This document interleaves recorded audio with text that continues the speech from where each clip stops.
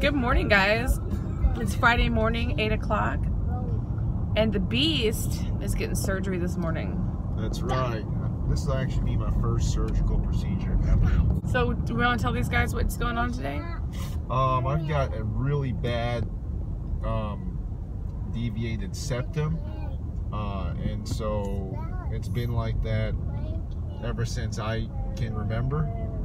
And I think it happened when I was very young and got, I must have broke my nose when I was a little toddler or See, something. same like me, just running around breaking your nose all the time. And so it's causing me problems with my, well, I have bad allergies, and this... They can probably tell from your voice that it sounds... Yeah, this makes it worse, you know, anyway, I'm getting it fixed, and it's supposed to be a lot better and stuff. The bad part is if they do it wrong, every time I breathe, I'm going to be whistling, so... Why do you don't think that there's a chance of that, do you? Actually there is. It's going to be that way temporarily for a little bit. It's really kind of funny. That didn't happen to me. Look at this. This is the great part about living in a small town. Yeah, everything's 5 minutes away. In Houston, it would have been an hour drive, especially at this hour, maybe an hour and a half. Traffic. Yeah. We're already here. Yeah, that was fast. 1 minute and 40 seconds. I'm timing it. Isn't that crazy? That is wild, dude. Okay, well, we have to go get this guy checked in, so. Poor guy. Is now the time to ask you what you did in Vegas? You can take care of Daddy? You do. Yeah, give Daddy his drink. Good. That's your drink. You're looking good. Papa. Mm-hmm. My kids wanted me to wear these glasses around the neighborhood. It's kind of embarrassing. And we're leaving this guy behind. You feeling okay? Yeah.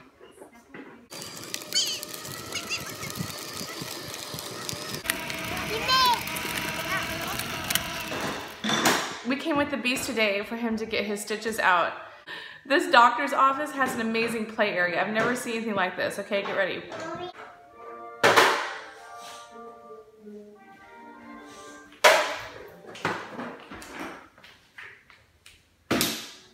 Say something. Hi, how are you? Wow, your voice sounds so different. I can't even believe. Does it really? It does. Good or bad? Good. Oh yeah. You don't have any of that nasal sound. Yeah, it does. It does sound a lot better, doesn't it? Yeah, it does. It's crazy. Crazy difference. It's actually not 100% still either. I know. When all the swelling goes down, it's going to be so different, and you must feel so much better with I the actually do. I'm so happy. stems out. Yeah. Oh, gosh.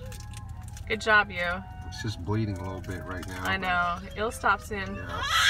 Hey, guys. We've been having a tough time over here and have not made a video because we don't know what to talk about. So we're going to sit here and just bore you guys with a video about nothing. About nothing, man. A whole bunch has happened.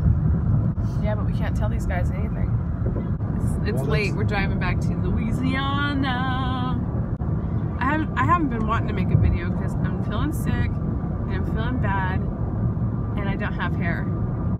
And I have no hair. Did I mention I have no hair? I still think you look beautiful. This guy's still trying to get laid.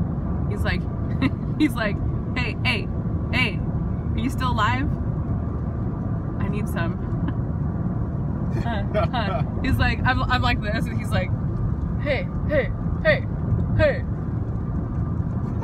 I only did that once. She'll never let me forget it. He never did that. Thank you for telling me that I'm beautiful. You're welcome. You really are. That's cool. I didn't know that you liked fat bald chicks. That's a trip. Hey, if you want to call yourself whatever you want. Fat and bald pretty much sums it up right now. It doesn't bother me if you like fat chicks. I mean, it's whatever. I like you. Fat chicks. So there's this Houston rapper, Riff Raff. I never really listened to him, but this weekend we were just jamming out to Riff Raff, and he's fun. He's a fun rapper. He's just a fun guy. He definitely it's kind of a lot of his stuff is tongue in cheek. He definitely is in on his own jokes, which is fun, you know. He's my age and he's from Houston, so I'm pretty sure that growing up through our adolescence, we may have come across each other's paths. Not directly, but maybe in the same party or club or something like that. Like you were outside the club and they wouldn't let you in and he was inside? Damn! Oh, man. Was that messed up? That's kind of messed up. I'm sorry, my bad. I don't know why you hate it. You can't even get in. Like that Chris Brown song, but you're basic and random. Oh, I'm basic and random. That's right. Oh, is that right? Yeah. I'm gonna start selling a basic star kit. Yeah, but somebody already beat you to it because you already bought it. Just kidding. This guy got jokes over here. Jokes for days. Yeah. Well, she bought it when it first came out. Bought it again while she was late night Amazon bitching. Forgot about it. Maybe I'm not cool. Maybe you're onto something. I don't understand. Oh, you're not cool either. Don't get me wrong. We're both not cool. And that's what we used. You weren't even alive in the 70s, dude. I met this girl when I was 10 years old, and the thing I loved most is she had so much soul. She was old school, and I was just a shorty. Never knew throughout my life that she would be there for me on the regular. Not a church girl, she was secular. What? Into? Get offended by being pigeonholed. Human beings get offended by being pigeonholed. And I think the reason why is because it marginalizes the complexity of a human being, right? Right. So, yeah, he's crazy. That's why he's that way. Where I'm going with that is, people stick everybody that's a Republican into being a full-blown Trump bandwagon person, which by default they have to be. I understand that. I don't think that's true, but go ahead. To a certain degree, they do, just because they have to support that person. But really, in a way, that person's more supportive of Republican ideals that Trump does also agree with. Now, I'm not saying that he's the best person in the world, or I would even, or I even admire him or something, stuff like that, because I actually really don't. He's supporting the Republican ideals, and I'm going to take the Republican part out of it. Supporting the ideals of less government, fiscal conservatism, stronger foreign policy, North Korea, Russia, all that stuff, are more of the ideals that are, I think most people are supportive of on him, rather than him as a person himself. I don't think that anybody will ever agree with the things that he's been caught saying on the microphone and stuff like that. He's not very likable. He's not great things. No, not at all. Yeah. Not at all. He's not likable. So just because you agree with his the way he runs the government, doesn't necessarily you agree with the man that he is. Right. But I mean, I believe that there are a lot of Republicans who are, I don't know, I don't consider myself a Republican, but I believe there are a lot of Republicans who are frustrated that he's the Republican president. Yeah, he just pulled up and he came out of a perfect storm, in my opinion. What I have a difficult time with is that I've been able to see his flaws, and I think we all know that he has many flaws. But sometimes I actually want to hear about what he's doing that is relevant to, like, the fiscal welfare of our country, or foreign policy, or things that have lasting effects. And it's difficult to find the information because I don't know, they just don't want to print it, it seems. Well, part of it's because he hasn't had a chance to do much yet. That's not true. We were talking the other day about how our very own American troops were attacked by Russian mercenaries, that we had to combat them. That falls under his jurisdiction, doesn't it? Right, but forming his foreign policy hasn't been able to necessarily do what he said he was going to do yet. But don't you think it's interesting that they haven't discussed how he... Yeah, I agree that attack on I bet that the people who are watching this video have no idea that our troops were attacked in Syria by Russian mercenaries and that they had to have a strike against them. And I think that's kind of strange, you know what I mean? I feel like I'm a third person, like I'm an outsider, a bystander who's just trying to understand things and witness them, and even from that standpoint, I feel like I have a difficult time getting input, getting proper news and information that's just factual that I can look through. I have a difficult time finding that, and I think that's strange. It seems like everything that I see is meant to be emotional and divisive and not helpful to understanding or progressing, actually. Does that make sense? Yeah, well said, I think. It seems that way to me too. But it's interesting because when I do talk about things, you know, I'm very analytical.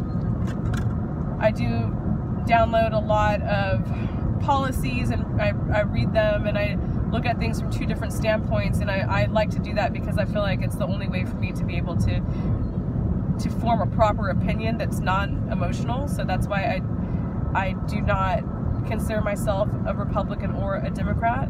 But it's interesting that I get attacked by both Democrats and Republicans, depending on whether somebody believes in either my method of understanding policies or my opinions of them. And I think that's interesting.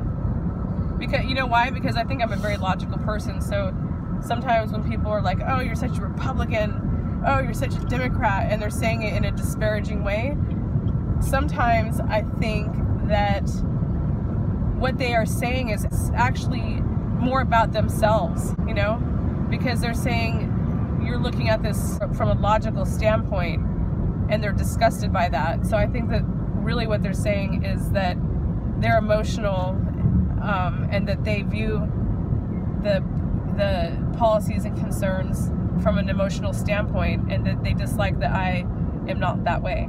And I think that's actually a compliment. Right. Did that make sense? Yeah, they're trying to pigeonhole you because they're getting frustrated with what you're saying. I guess, but I don't understand why what I say is frustrating. Because it's logical. In disagreement with what they think usually, right? I don't think I've taken any strong stances though. That's what's interesting. Really what I talk about is that I like problem solving, I enjoy logic, and that you have to remove emotion in order to be logical, and that the two don't mix. And I guess the only things I've talked about that were political were actually were disparaging to Republicans and Democrats.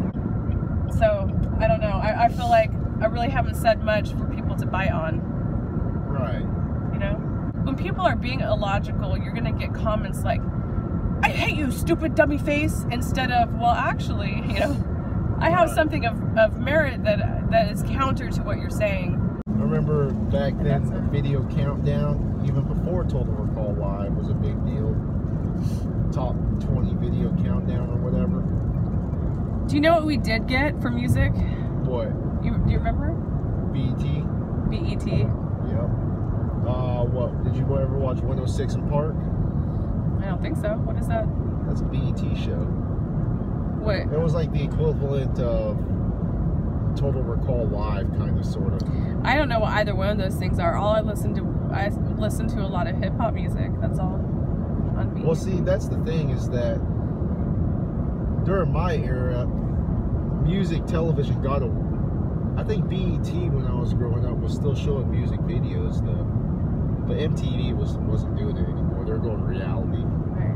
Because that was the big money. I think it's funny when people are like, they're really surprised that I have listened to hip hop for 25 years and that I've been interested in it. But we had BET and we did not have MTV, and so, you know, it was easy for me to cultivate my interests in hip hop music and R&B, and not as easy to do that with other music. So.